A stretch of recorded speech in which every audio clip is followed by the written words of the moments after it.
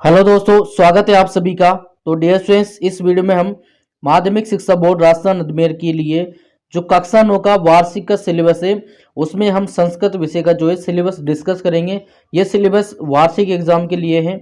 तो देखिए, अगर हम पूरे पेपर की बात करें तो आपका जो पूरा पेपर है वो जो 100 नंबरों का आपका पेपर होगा। और समय की बात करें तो आपका समय होगा 3.25 घंटे का टाइम जो है वो आपका रहेगा।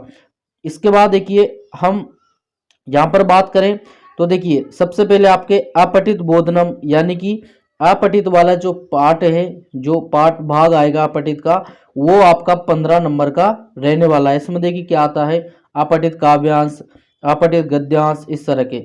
इसके बाद जो रचनात्मक कार्य हैं उसमें वो आपके 25 नंबर के आएंगे। और व्याकरण भी आपकी जो है इस बार यानी कि वार्षिक में आपके 25 नंबर की आएगी, संस्कृत की व्याकरण। इसके बाद पठित बोधनम यानी कि आपकी जो किताब के क्वेश्चन है वो आएंगे सेमुसी प्रतिभूभाग में से कितने 35 नंबर के जो क्वेश्चन है वो आपकी बुक में से आएंगे। इस तरह से कुल जो नंबर है वो 100 नंबर का आपका पेपर रहेगा। और मिनिमम पासिंग की मार्क्स की बात करें तो वो रहेंगे आपके 36 नंबर, यानी कि 100 में से आपके कम से कम 36 नंबर आने चाहिए पास होने के लिए। इसके बाद देखिए, अब विस्तृत चर्चा करें हम तो देखिए, सबसे पहले हम बात करते हैं किसकी, अपठित बोधनों वाली इकाई की। तो इसमें देखिए, एक आपके क्या आएगा, 80 से 100 शब्दों का एक सरल अपठित गद्यांश आएगा। जिसमें से देखिए, अब उस गद्यांश में आपको क्या क्या करना होगा। देखिए, सबसे पहला क्वेश्चन उसमें रहेगा शीर्षक दानम, यानी कि आपको देखिए, मैं यहाँ पर ही संस्कृत में लिखे हुए हैं, मैं इन सभी का आपको हिंदी अर्थ भी बताऊंगा ताकि आपको ये सिलेबस जो है वो अच्छे से समझ में आ जाए। तो देखिए, शीर्षक दानम यानी कि आपको क्या करना है, जो अपठित गद्यांश है उसका शीर्षक बताना है, जो कि आपका 2 नंबर का क्वेश्चन रहेगा। इसके बाद देखिए, एक पदेन पूर्ण वाक्येन च प्रश्नो उत्तराणी, यानी कि आपको क्या करना है, एक पद में ही आपको जो क्वेश्चन वहां पर पूछा जाएगा उसका एक पद में आपको आंसर देना है। तो ये इस तरह के ये कितने क्वेश्चन रहेंगे, यानी कि 6 नंबर के क्वेश्चन रहेंगे। तो हो सकता है वो इस तरह के 6 क्वेश्चन बनाए या इस तरह के 4 क्वेश्चन बनाए, वो एग्जामिनर पर डिपेंड करता है। बाकी लेकिन ये टोटल कितने 6 नंबर के रहेंगे। इसके बाद देखिए, अनुच्छेद आधारित भाषिक कार्य, यानी कि इसमें आपको क्या पूछा जाएगा, इसमें आपसे जो है व्याकरण संबंधित क्वेश्चन पूछे जाएंगे जो कि आपके 2 नंबर के रहेंगे। ये हो गया आपका एक अपठित सरल गद्यांश। इसके बाद देखिए, आपसे एक और गद्यांश पूछा जाएगा जो कि 40 से 50 शब्दों का होगा, सरल गद्यांश।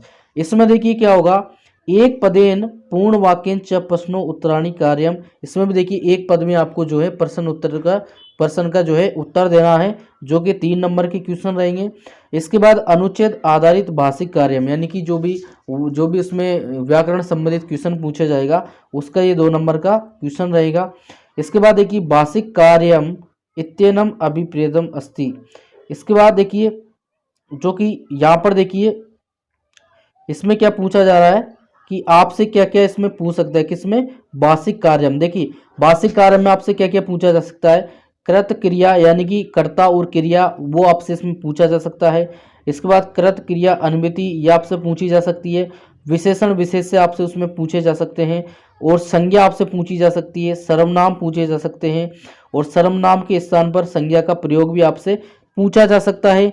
और विलोम शब्द भी आपसे जो है पूछे जा सकते हैं, किसमें, भाषिक कार्य में, यानी कि व्याकरण संबंधित जो सरल गद्यांश में क्वेश्चन पूछा जाएगा। अब इसके बाद देखिए, हम बात करते हैं रचनात्मक कार्य की, यानी कि रचनात्मक कार्य में आपसे क्या पूछा जाएगा।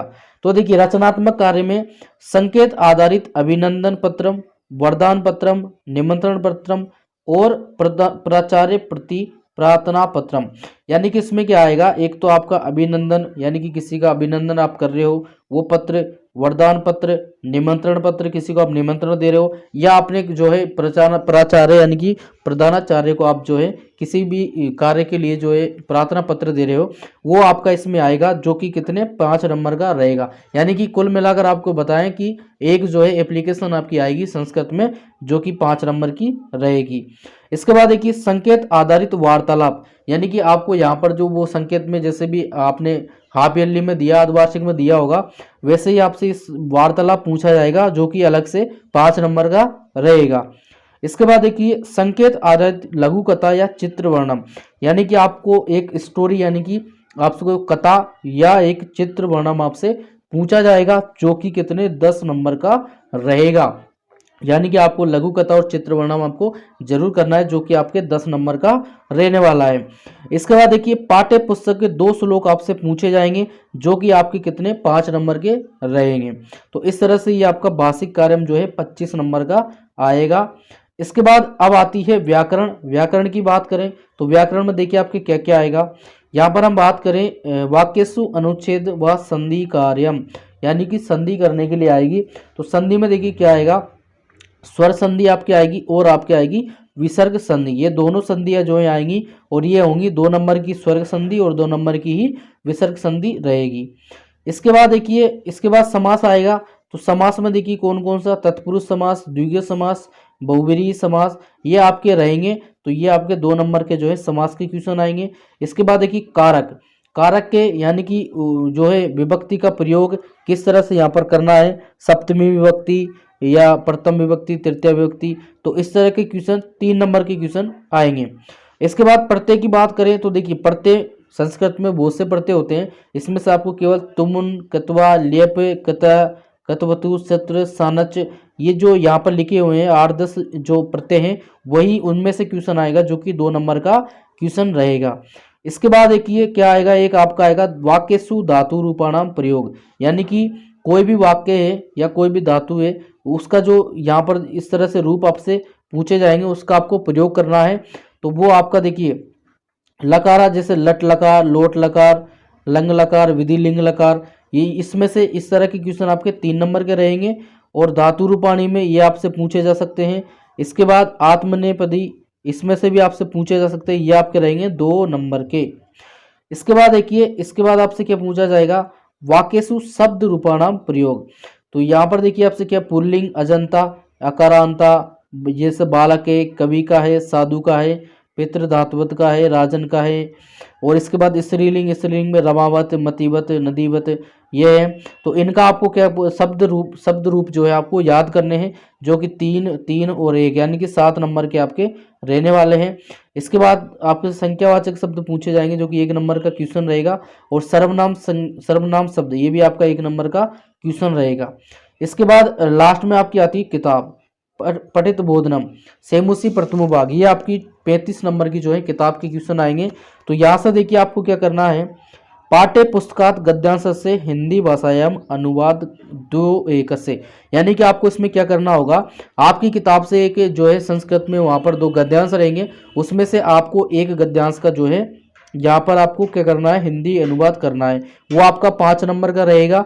इसके बाद देखिए पाठ्य पुस्तकात पद्यांश से हिंदी भाषा में अनुवाद करत, यानी कि आपको क्या करना है, इसमें आपका क्या आएगा, पद्यांश आएगा आपकी किताब से सेमुसी प्रथम भाग में से, उसका आपको क्या करना है, हिंदी अनुवाद करना है, जो कि आपका 5 नंबर का रहेगा।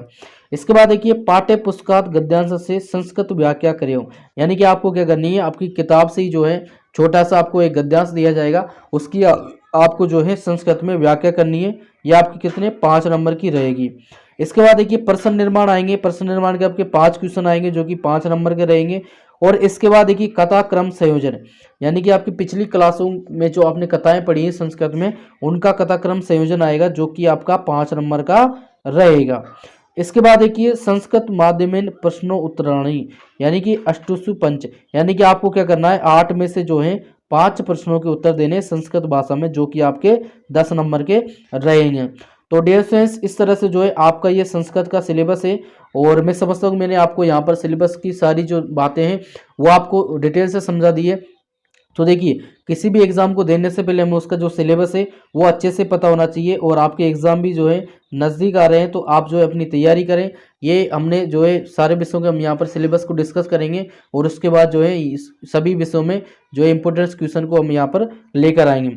तो डियर स्टूडेंट्स, अगर इसके बाद भी आपको कोई डाउट रहता है तो आप हमें कमेंट सेक्शन में कमेंट करें, हम इसका रिप्लाई ज़रूर करेंगे।